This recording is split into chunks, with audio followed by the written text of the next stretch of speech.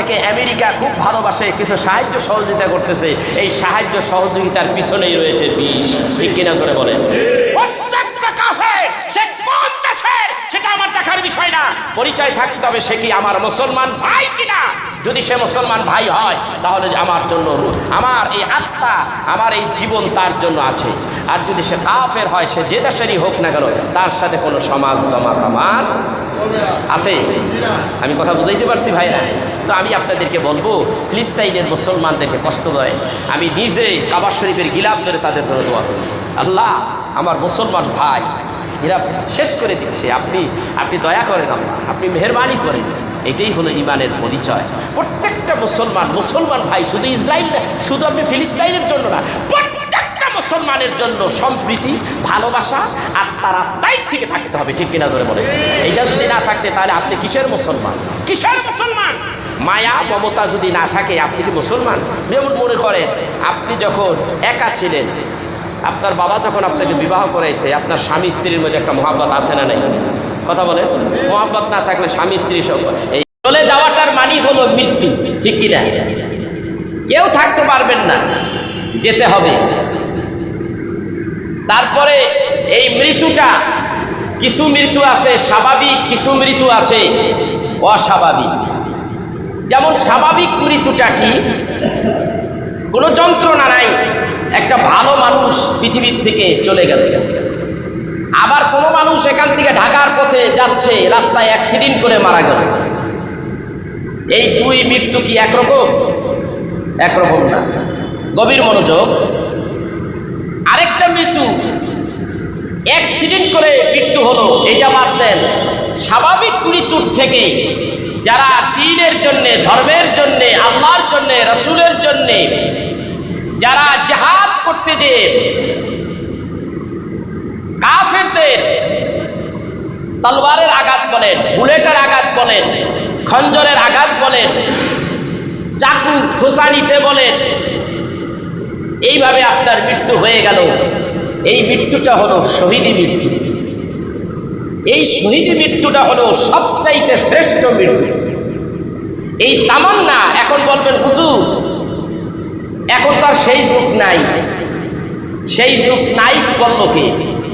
এখন আরো তার চাইতে কঠিন। আগে মানুষ জানতো ইসলামের বড় দুশমন রাসূলের সময়, ইসলামের বড় দুশমন ছিল আবু জাহেল। মানুষ চিহ্নিত করতে পেরেছে এই বেয়াদব ইসলামের কি ক্ষতি করতে পারে, মুসলমানের কি ক্ষতি করতে পারে। আল্লাহদ্রোহী কাজ এবং রাসূল আরবি সাল্লাল্লাহু আলাইহি ওয়াসাল্লাম তার আদর্শ থেকে মানুষদেরকে দূরে সরিয়ে নেওয়ার কাজ হলো এই আবু জাহেল, উতবা, সাইবা, আবু সুফিয়ান, এরকম কিছু চিহ্নিত ব্যক্তি, তাদের কাজ হলো লুটপালট করা। মানুষ এদেরকে চিনতে পারত। আর এখন ইসলামের যে ক্ষতিটা হচ্ছে এটা কিন্তু চিহ্নিত করা যাচ্ছে না। ঠিক কিনা জোরে বলেন? বাংলাদেশের বিভিন্ন জায়গার থেকে, বিভিন্ন এলাকার থেকে, বিভিন্ন থানা বলেন, বিভিন্ন জেলা বলেন, বিভিন্ন অঞ্চল বলেন, বিভিন্ন শহর বলেন, এক এক ভাবে এক এক কায়দায় আমাদের ইসলামের প্রতি এক একটা ধাক্কা আসতেছে কিনা, ক্ষতি করার জন্য তারা চেষ্টা চালাচ্ছে, কিন্তু আমরা বুঝতে পারতেছি না। অথবা বুঝতে পারতেছি কিন্তু তাদেরকে চিনতে পারতেছি না, অথবা ওই ব্যক্তিদেরকে, ওই দলটাকে চিনতে পারতেছি কিন্তু শক্তি সামর্থ্য নাই তার প্রতিবাদ করা। যতটুক সম্ভব তার প্রতিবাদ করা, আমার ইসলামকে, আমার দ্বীনকে টিকিয়ে রাখার জন্য যতটুক প্রয়োজন আমার শক্তি প্রয়োগ করতে হবে। কে বলেছে সেই জিহাদের সময় নাই? এখনই সেই সময়। আপনি লক্ষ্য করেন, পৃথিবীর দিকে তাকান, যতগুলি মুসলিম রাষ্ট্র রয়েছে সমস্ত মুসলিমের রাষ্ট্রের ভিতরে কেউ শান্তিতে নাই। ঠিক কিনা? পৃথিবীর মধ্যে একটি উল্লেখযোগ্য স্থান, পবিত্রতম একটি স্থান, তার নাম হলো ফিলিস্তাইন, যেখানে আমাদের সেই আগের কাবা শরীফ রয়েছে। কাবা শরীফ আগে আমরা ওই দিকে ফিরে নামাজ পড়াইতাম বা নামাজ পড়তাম। সেইখানে যেইভাবে এই কাফের গোষ্ঠীরা, ইহুদি নাসারা আমাদের উপরে ঝাঁপিয়ে পড়তেছে, আমাদের প্রতিদিনই আমাদের কোনো না কোনো মুসলমান শহীদ বরণ করতেছে।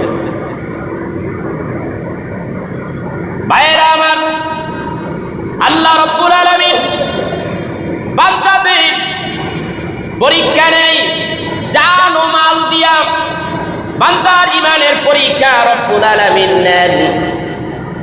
আল্লাহ রব্বুল আলামিন বলেন ওয়ালানাবলুওয়ান্নাকুম বিশাইইম মিনাল খাউফি ওয়াল জু'i ওয়া নাকসিম মিনাল আমওয়ালি ওয়াল আনফুসি ওয়াত তামারাত ওয়া বাশশিরিস সাবিরিনাল্লাযীনা ইযা আসাবাতুহুম মুসিবাতুন قالوا إنا لله وإنا إليه راجعون। আমার আল্লাহ রাব্বুল আলামিন বলে, ও বান্দা, আমি তোমার ঈমানের পরীক্ষা নেব ভয় দ্বারা, তোমার সম্পদের ক্ষতি দ্বারা, ফল ফসল আদি এইগুলি ক্ষতি দ্বারা বিভিন্নভাবে তোমার ঈমানের পরীক্ষা নেওয়া যেতে পারে। রব্বুল আলামিনের নবী বলেন, ওগো নবী, আল্লাহ রব্বুল আলামিন বলে, ওগো আমার হাবিব, আপনি তাদেরকে জানিয়ে দেন এই সমস্ত এই ভয় ভীতি ক্ষয়ক্ষতির মধ্য দিয়ে যারা টিকে থাকবে, ঈমান যাদের সতেজ থাকবে, ঈমানের বলে বলিয়ান হয়ে থাকবে, এদেরকে সুসংবাদ দেন। এদের জন্য কি সুসংবাদ? আল্লাহ রব্বুল আলামিন মৃত্যুর পরে এদেরকে জান্নাত দিয়া দেবে। আর যদি কোনো আল্লাহ ওয়ালা হয়, কিয়ামতের দিন রব্বুল আলামিন হাসরের ময়দানে তাদেরকে আরশে আজিমের নিচে ছায়া দান করবেন, আর আমার রব্বুল আলামিনের সঙ্গে তাদের দিদার হয়ে যাবে। ভাইরা আমার, বন্ধুরা আমার, একটু ভালো করে খেয়াল করেন, আল্লাহ রাব্বুল আলামিন জান আর মালের ক্ষয়ক্ষতি দিয়া বান্দার ঈমানের পরীক্ষা নেয়। যেমন ফিলিস্তিনের মুসলমান জীবন দিয়া কিন্তু তারা ইসলামকে ঠিকই রেখে দিয়েছে। কোনো ব্যক্তি আজও এমন কোনো মুসলমান বলে নাই এত আঘাত, এত কষ্ট কেন করবো? আমরা খ্রিস্টান হয়ে যাই, তাইলে তো আমাদের আঘাত করবে না, বিবি বাল বাচ্চা হারাইতে হবে না, মৃত্যুবরণ করতে হবে না, এমন তো কোনো মুসলমান করে নাই। করছে? এমনটা তো করে নাই। তার মানে কি হলো? তার মানে তারা হলো ঈমানে কামেল, তাদের অন্তরের মধ্যে রয়েছে শহীদের তামান্না। তারা বুঝতে পেরেছে মরলে শহীদ, বাঁচলে গাজী। ভালো করে খেয়াল করেন, এমন অবস্থা হয়েছে এই ইসরায়েলের আগ্রাসনে, এমন ভাবে মুসলমানেরা ক্ষতিগ্রস্ত হচ্ছে, মাল যাচ্ছে, জান যাচ্ছে, চোখের সামনে পিতা দাঁড়িয়ে আছে, ছেলে নাই, স্ত্রী নাই, কিছুই নাই, সে একজন একাই। আবার দেখা যাচ্ছে বাচ্চা সেতুদের সামনে মাও বেঁচে নাই, বাপও বেঁচে নাই, বড় ভাই ব্রাদার কেউ নাই, ছোট্ট বাচ্চা একা একা গলি দিয়া, ফিলিস্তিনের গলি দিয়া, গাজার গলি দিয়া এতিমের মতো হাঁটতেছে। আছে না? এমন হইতেছে ফিলিস্তিনের অলিতে গলিতে এমনও সন্তান হারা পিতা মাতা এতিমের মতো ঘুরতেছে, তবুও তাদের মুখের মধ্যে হাসি। বাচ্চাগুলি শহীদ হয়ে গেছে, কিছুক্ষণের মধ্যে এমন ভাবে বম্বিং করা হলো, মুহূর্তের মধ্যে ঘরটা শেষ হয়ে গেল। বিবি গেল, ছেলে গেল, মেয়ে গেল, শিশু বাচ্চাদেরকে কোলের মধ্যে নিয়া এই মানুষগুলি কাঁদছে না, মুখের মধ্যে একটু হাসি হাসি দেখা যায়। সাংবাদিকেরা তারা তাদের সাক্ষাৎকার নিচ্ছে, তারা কাঁদে না, চিৎকার দিয়া হো করে কাঁদতেছে না। তারা বলে, আমার সন্তান দ্বীনের জন্য, আল্লাহর জন্য, রাসূলের জন্য শহীদ হয়ে গেছে। কিয়ামতের দিন আমার একটা পরিচয় থাকবে, আমি শহীদের পিতা। আমার এতটুকু আত্মত্যাগের কারণে তবু আল্লাহকে বলতে পারবো, আমি আমার পজিশন থেকে আমার দ্বীনকে সবার উপরে রেখেছি। যে দ্বীনের কথা আল্লাহ বলেছেন, ইন্নাদ দীনা ইনদাল্লাহিল ইসলাম, আল্লাহ বলেছে আমার মনোনীত পছন্দনীয় ধর্ম। পৃথিবীতে আদম নবী থেকে ঈসা নবী পর্যন্ত, অথবা আমার রাসূল পর্যন্ত, নবী পর্যন্ত, এরপরে পৃথিবী যতদিন পর্যন্ত থাকবে, আমরা যতদিন আছি পৃথিবীতে, 12 মুসলমান যতদিন থাকবে, সবার ধর্ম কয়টা?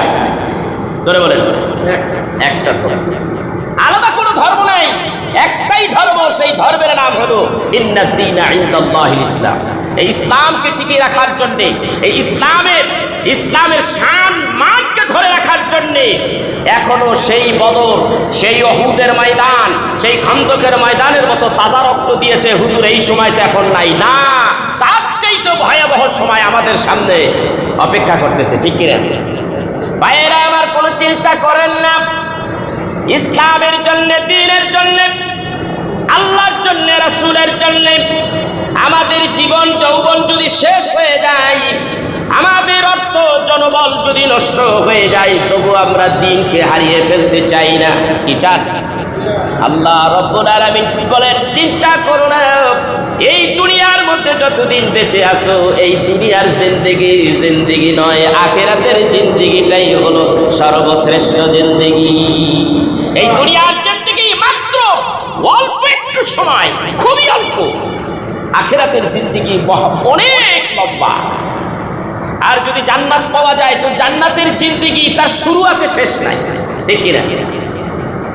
চিন্তা করো না, এই ধর্মের মধ্যে যারা থেকে লাঞ্ছনা গঞ্চনা সয়ে যাচ্ছে, জীবন যাচ্ছে, অর্থ যাচ্ছে, বিবি বাল বাচ্চা হারাইতেছে, চিন্তা করো না, আমি রব্বুল আলামিন ক্ষণিকের জন্য তোমাদের কষ্ট দেওয়া হচ্ছে, এই কষ্টের জন্য তোমাদের পুরস্কার আছে না নাই?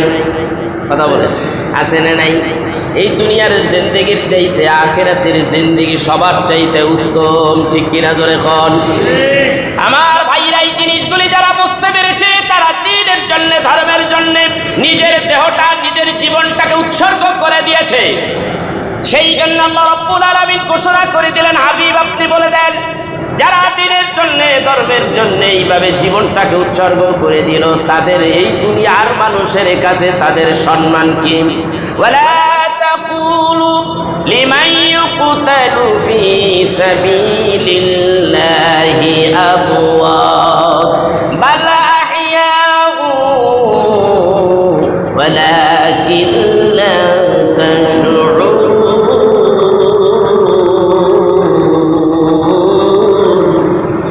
আমার আল্লাহ বলেন, ও হাবিব, ওদেরকে বলে দেন, যারা দুনিয়ার থেকে দ্বীনের জন্য, ধর্মের জন্য যারা বিদায় হয়ে গেল, জীবনটা দিয়ে দিল, এরা মৃত্যুবরণ করে নাই, বালাহিয়া, এরা হলো জীবিত, এরা হলো জীবিত।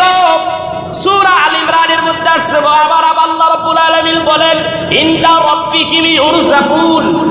এই মানুষগুলি কবরের মধ্যে, মৃত্যুর পরে মৃত্যু হয় নাই, এরা কবরের মধ্যে, এরা জিন্দা, এদেরকে রিজিকের ব্যবস্থা আমি আল্লাহ করে থাকি কবরের মধ্যে।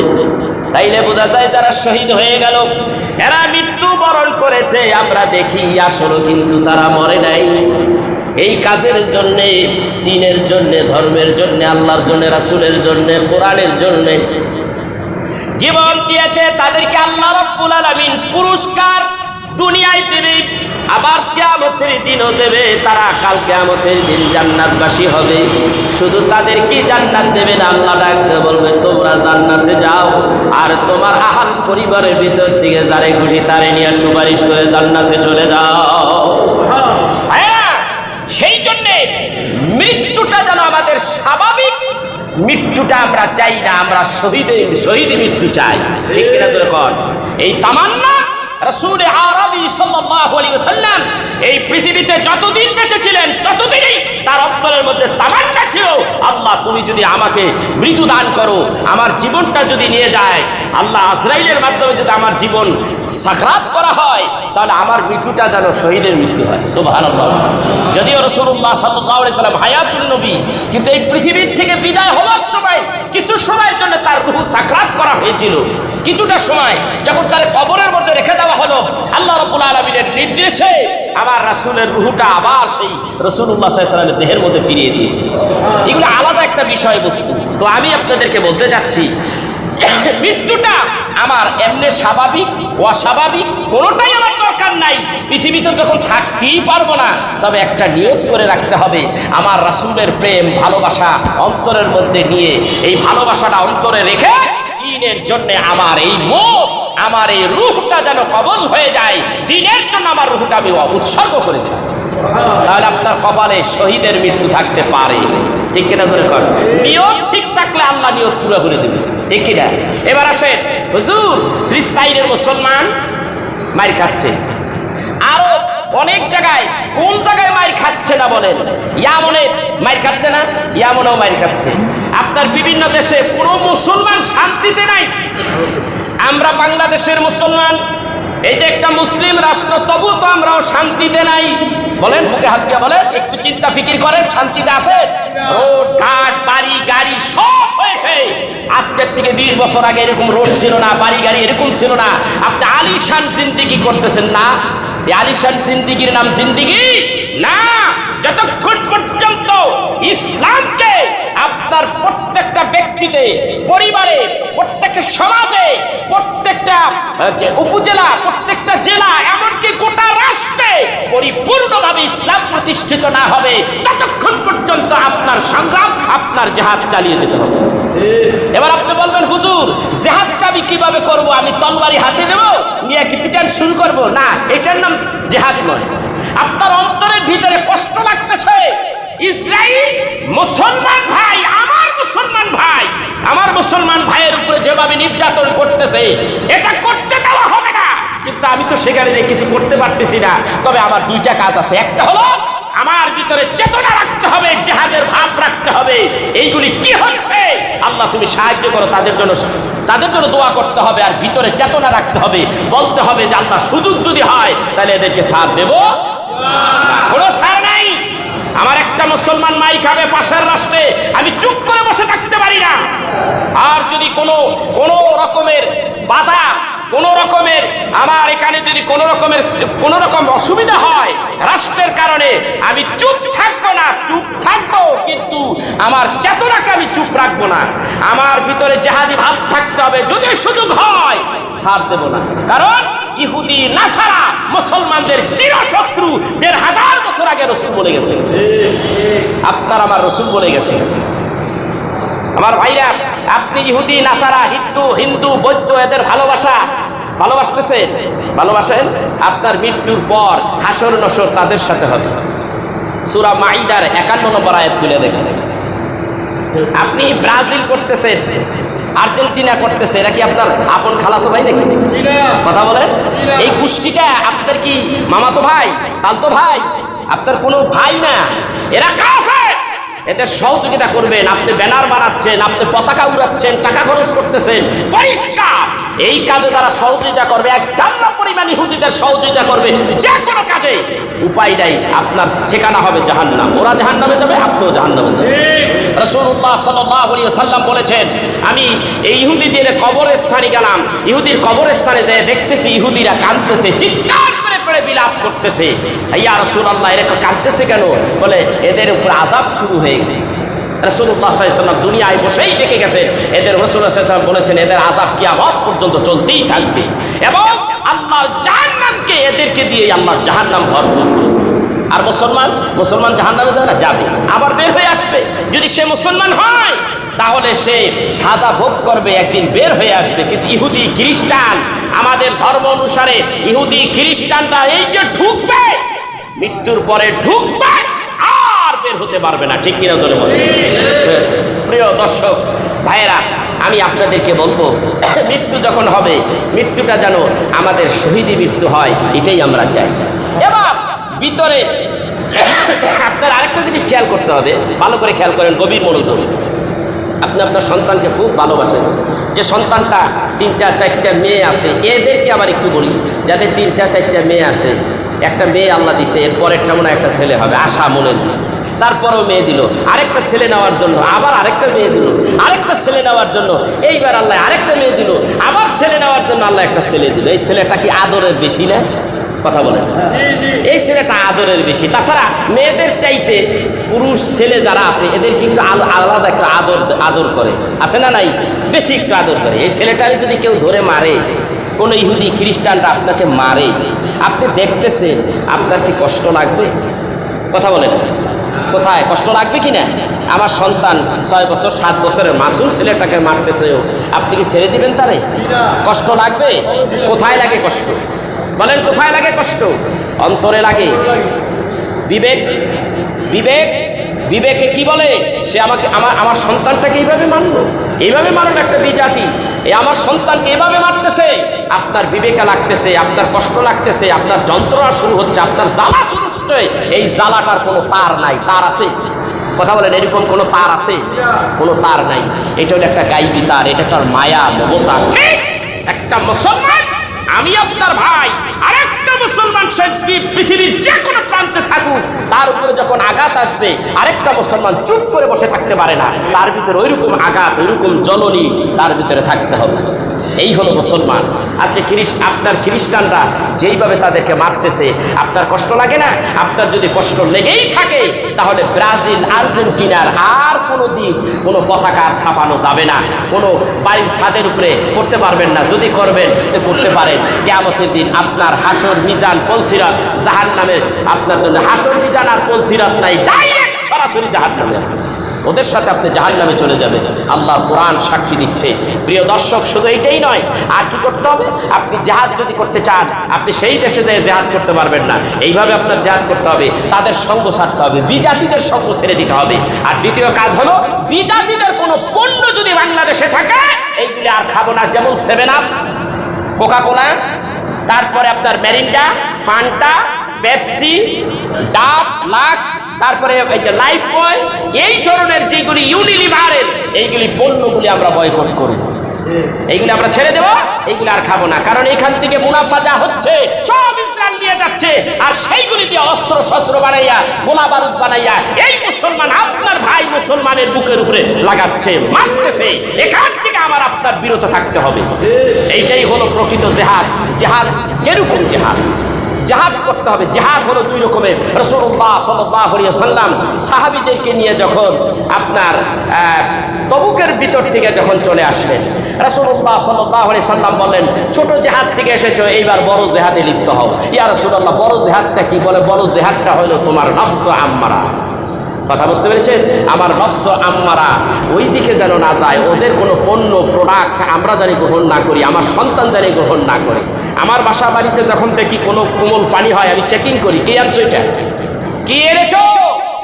আমি বলি তোমার যখন খেতেই মনে চায়, তাই বাংলাদেশে একটা পণ্য আছে, মজো খাও, ফ্রেশ কোম্পানি, এই যে আপনার কি বলে মেঘনা কোম্পানি, এটা খাও, ছেড়ে দেওয়াই ভালো, এগুলি খাওয়া ঠিক না। কখনো নয়। আমি যে কবে খাইছি আর কবে যে ধরছি আমি নিজেই বুঝতে পারি। আপনি পারবেন না?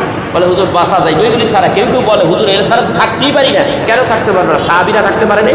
হ্যাঁ, আপনি একটা কথা মনে রাখেন, আজকে আমাদের দুর্দিন চলছে। আজকে আমাদের কি চলছে?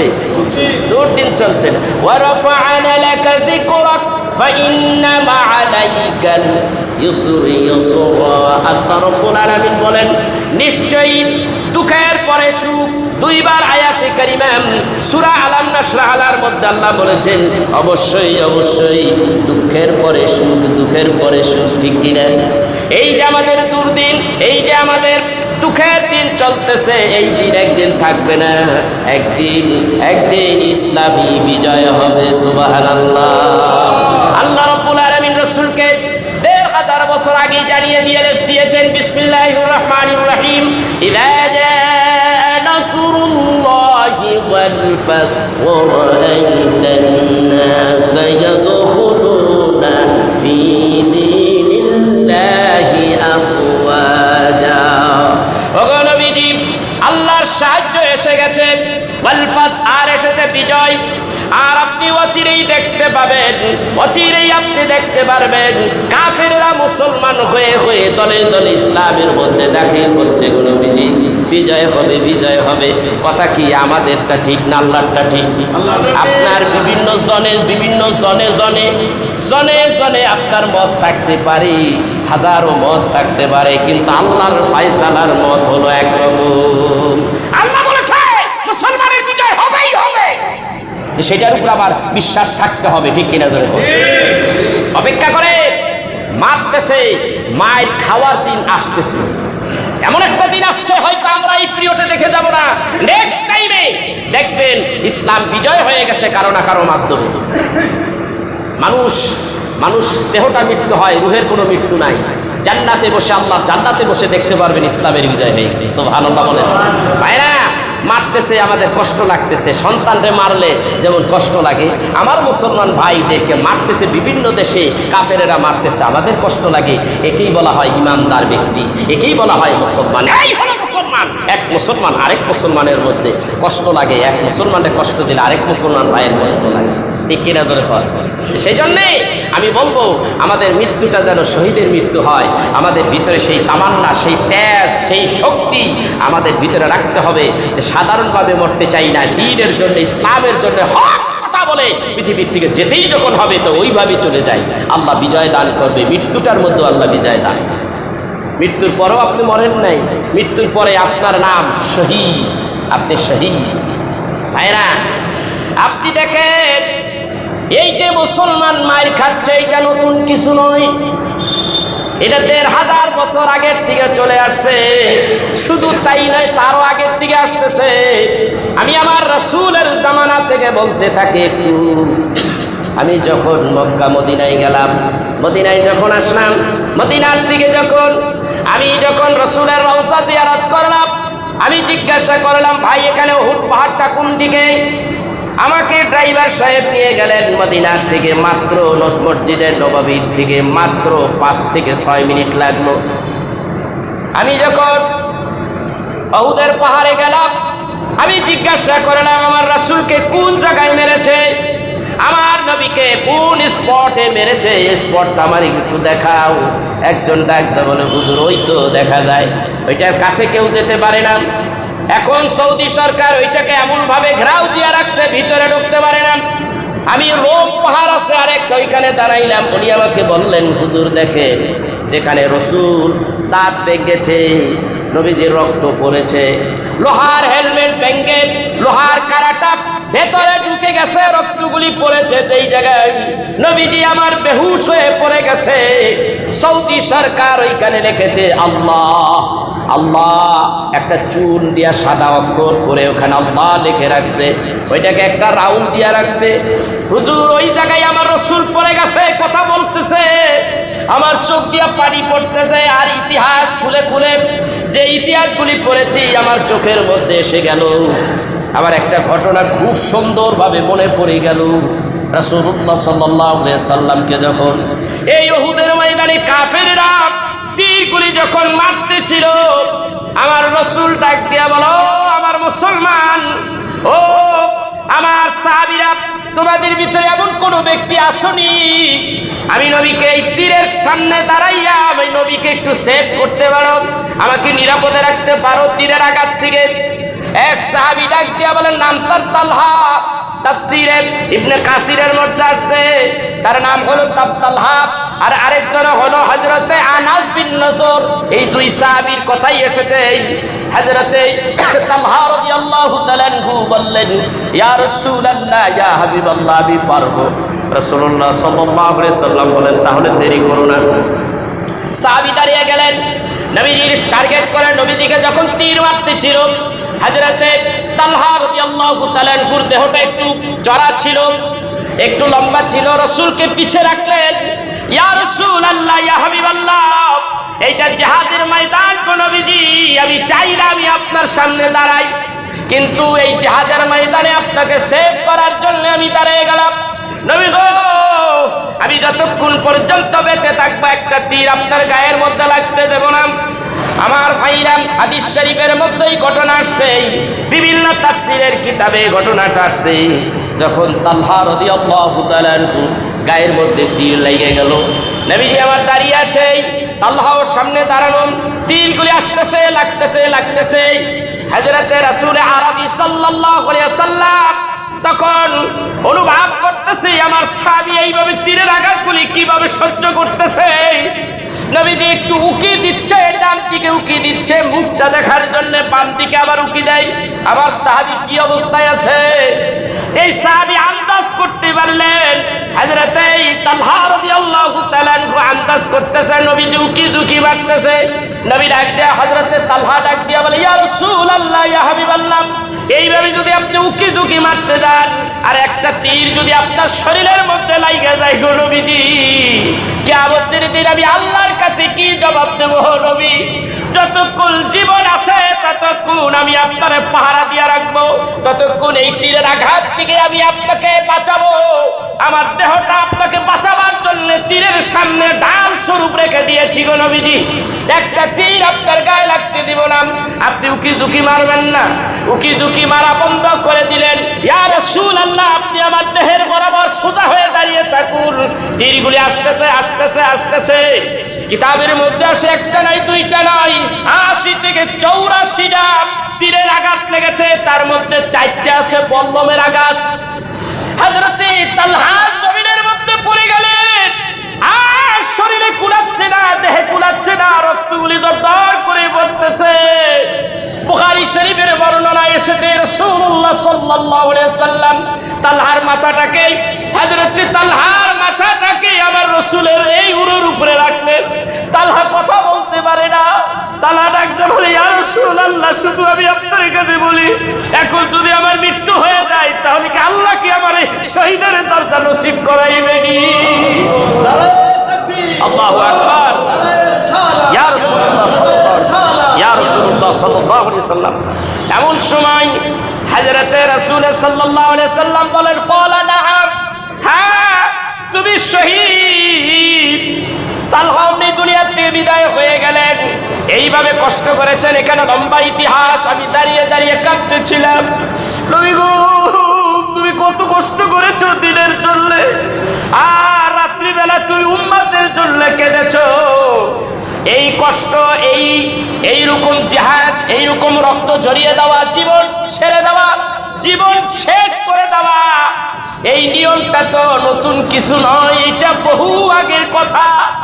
রাসূলুল্লাহ সাল্লাল্লাহু আলাইহি ওয়াসাল্লাম, এক সাহাবী বলে, ইয়া রাসূলুল্লাহ, কাবা ঘরের কিনারে আপনি চাদর গুমরা দিয়ে ঘুমিয়ে আছেন, ওই দিক দিয়ে মুসলমানদেরকে মারতে মারতে শেষ করে ফেলতেছে গো নবীজি, আপনি উঠুন, দোয়া করুন। হাদিস শরীফের মধ্যে আছে রাসূলুল্লাহ সাল্লাল্লাহু আলাইহি ওয়াসাল্লাম বলেন, সাহাবীরা রে, এত অধৈর্য হচ্ছ কেন? ধৈর্য ধরো।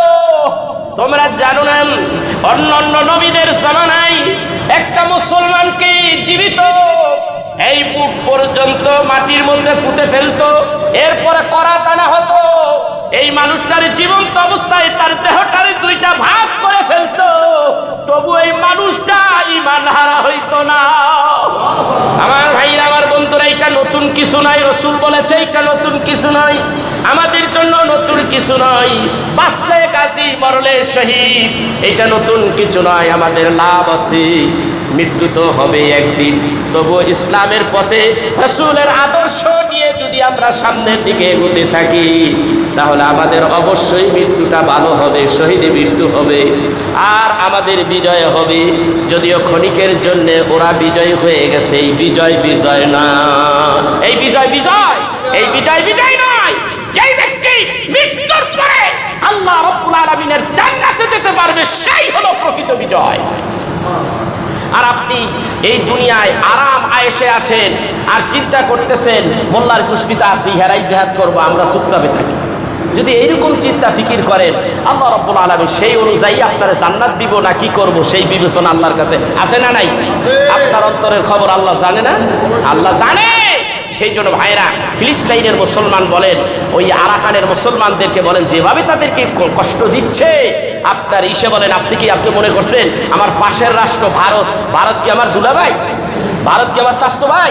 ভারত কি আমার খালাতো ভাই? আমার একটা কথাই হলো, ভারত কি হলো না হলো এটা আমার দেখার কিছু নাই, ইসরায়েল কি হলো না হলো আমার দেখার কিছু নাই। এক কথায় কাফের, এরা মুসলমানদের দুশমন, ঠিক কিনা ধরে বল। এই বাংলাদেশের একদিন যদি ক্ষতি নিয়ে আসে, একদিন ক্ষতি সাধন করে যদি, তাহলে দেখবেন এই ভারত থেকে আমাদের ক্ষতি বেশি হবে। কথা বুঝতে পেরেছে?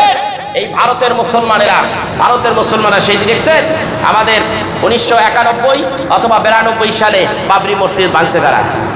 কথা বল না, খায় কারা ভাঙছে? আমাকে দুলাভাই হয় নাকি, না স্বাস্থ্য ভাই হয়, না খালাতো ভাই হয়? আমাদের বাগবি মসজিদটা ভেঙে তছনছ করে ফেলেছে। এই আমলে, এদের আমলে তারা গির্জা বানাইছে, কি বলে মন্দির বানাইছে। কথা ছিল মন্দির হবে একদিকে, মসজিদ হবে এই একদিকে, মসজিদ হয় নাই, গির্জা তাদের মন্দির হয়ে গেছে। মুসলমানদেরকে পোড়াইয়া মারছে কে? এই হিন্দু বাহিনী। এখনো মুসলমানদের কোরবানির গরুগুলি থাবা দিয়ে খাতে ছিনিয়ে নিয়ে তাদের মাথার উপর কোরবানির গরুগুলিরে বড় বড় হামার দিয়ে পিটে পিটে মারছে।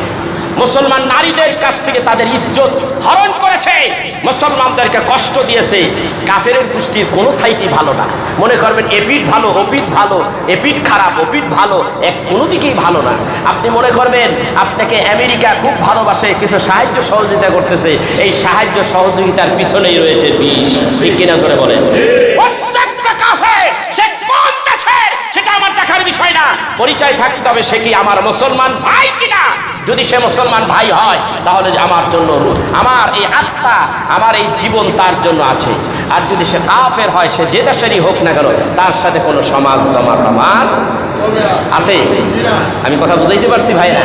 তো আমি আপনাদেরকে বলবো, ফিলিস্তাইনের মুসলমানদেরকে কষ্ট দেয়, আমি নিজে কাবা শরীফের গিলাফ ধরে তাদের জন্য দোয়া করি, আল্লাহ আমার মুসলমান ভাই এরা শেষ করে দিচ্ছে, আপনি দয়া করেন, আপনি মেহেরবানি করেন।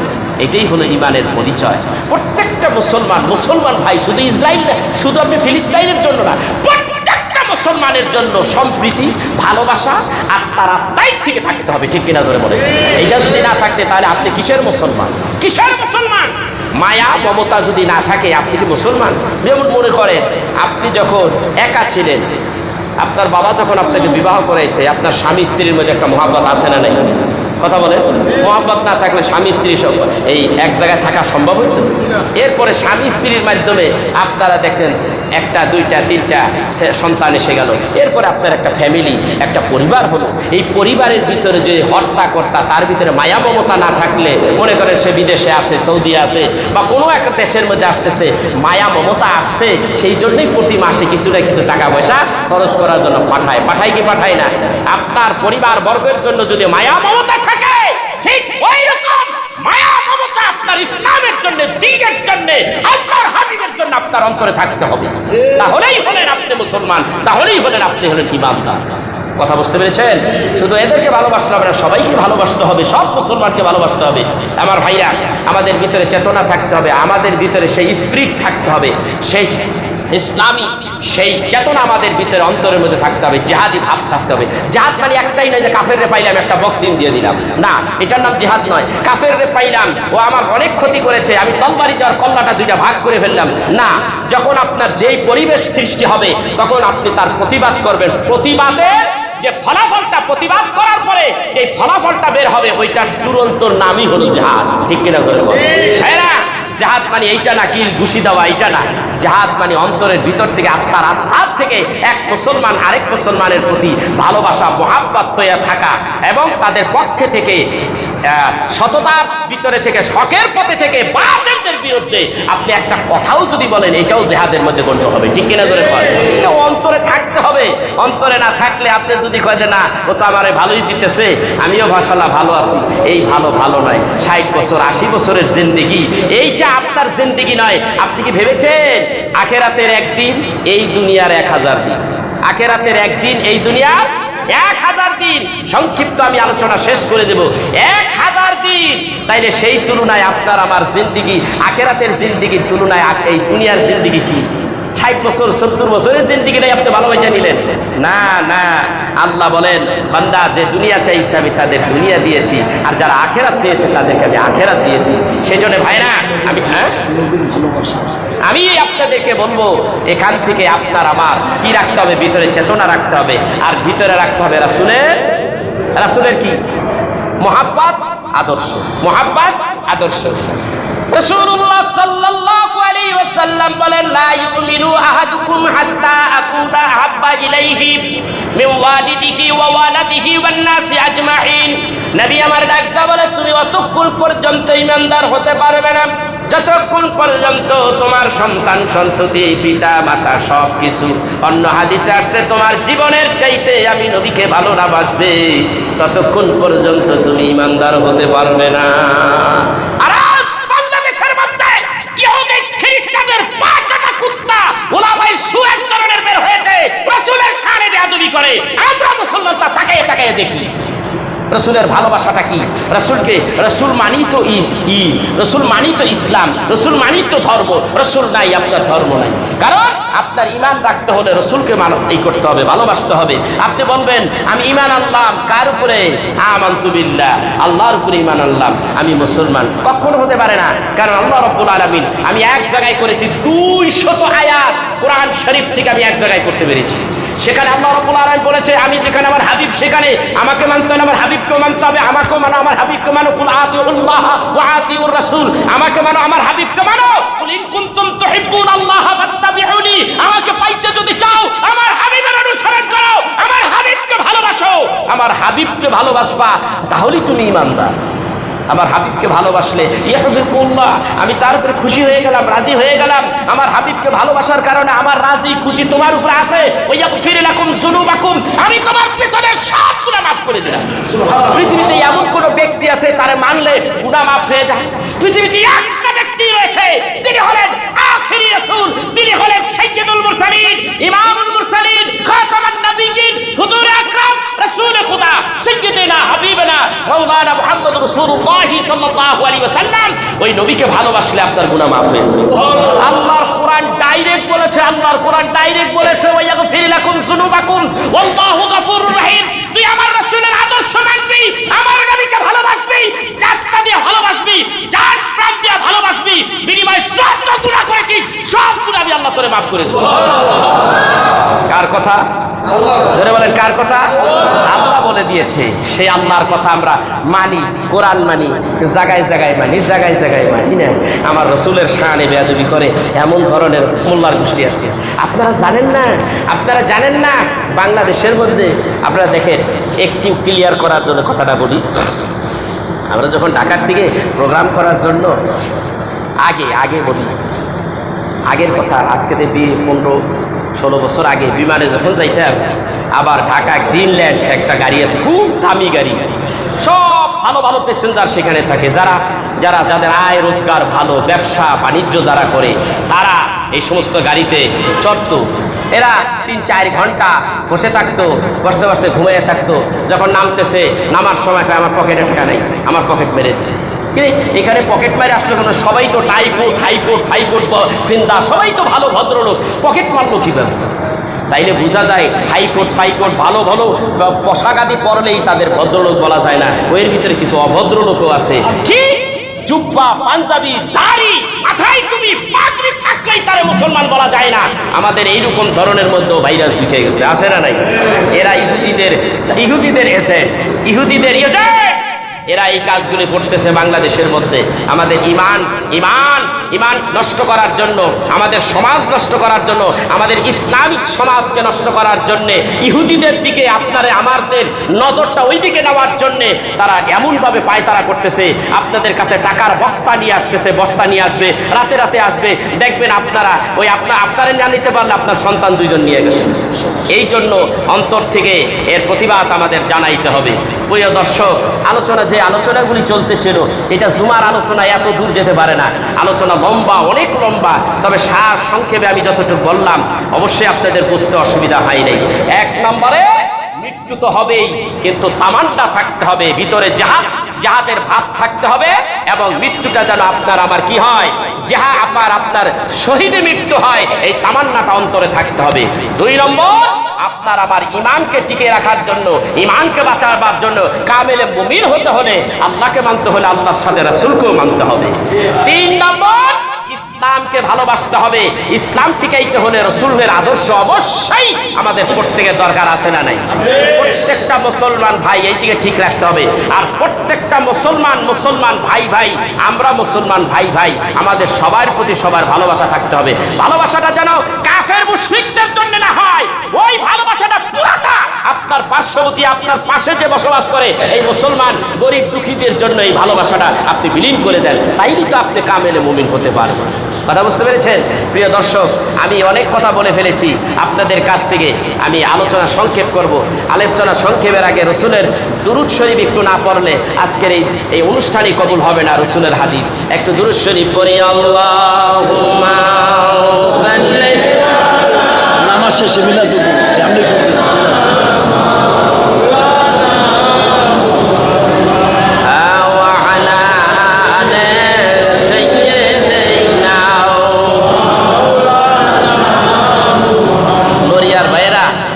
একেবারে দুর্বল হয়ে গেছে। একজন ইমানদারের আওয়াজ এরকম হওয়ার কথা না, মোহাব্বতে ভালোবাসার সাথে একটু রসুলের দুরূদটা আর একটু আওয়াজ দিয়ে পড়েন। রাসূলুল্লাহ সাল্লাল্লাহু আলাইহি সাল্লামের সাথ করেন। মেশকাতের মধ্যে 20টা হাদিস আছে। রাসূলুল্লাহ সাল্লাল্লাহু আলাইহি সাল্লাম বলেন, যে ব্যক্তি দুরূদ শরীফ পড়ে সে আমাকে মোহাব্বত যে করে সেই ব্যক্তি দুরূদ শরীফ পড়ে, আর যে ব্যক্তি আমাকে ভালোবাসা মোহাব্বত দিয়ে যে দুরূদ শরীফ পড়ে কিয়ামতের দিন আমি তাকে হাসরের ময়দানে খুশি খুঁটি খুঁটিয়া খুঁটিয়া তাকে আমি সুপারিশ করে আল্লাহ জান্নাতে পৌঁছে দিই। রাসূলুল্লাহ সাল্লাল্লাহু আলাইহি সাল্লাম বলেন, যে ব্যক্তি আমার উপরে দুরূদ শরীফ পড়ে তার উপরে 10 বার আল্লাহর রহমতের বাড়ি বর্ষিত হয়। মান সাল্লা আলাইকা ওয়াহিদাতান সাল্লাল্লাহু আলাইহি আশা। সেজন্য দুরূদ শরীফটা আওয়াজ দিয়ে পড়েন। আলোচনা একেবারে শেষ, আমরা একটু জোরে সোরে দুরূদ শরীফ পড়ি। আল্লাহুম্মা সাল্লি আলা